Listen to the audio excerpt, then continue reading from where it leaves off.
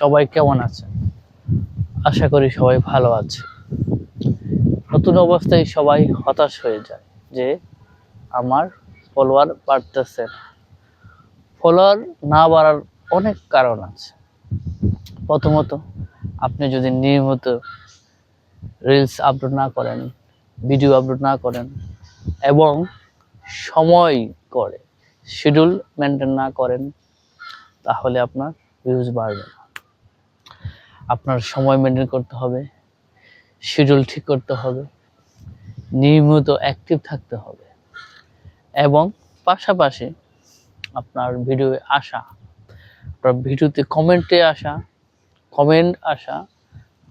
Reply করতে হবে, reaction দিতে হবে এবং আপনাকে যারা কমেন্ট করে তার রিপ্লাই কমেন্ট করতে হবে। তাহলে আপনার এঙ্গেজগুলো বাড়বে। তারপরে আপনার রিঅ্যাকশন দিতে হবে এবং আপনার সামনে আসা ভিডিও দেখতে হবে, কমেন্ট করতে হবে। তাহলে আপনার অ্যাক্টিভিটি বাড়বে, তাহলে আপনার ফলোয়ারও বাড়বে, এঙ্গেজও বাড়বে, রিচও বাড়বে। আপনি যদি কিছুই না করেন, ভিডিও আপলোড দেন, কমেন্ট না করেন, রিপ্লাই কমেন্ট না করেন, রিঅ্যাকশন না দেন, তা না হলে আপনার ভিডিও অন্যের কাছে পৌঁছবে না।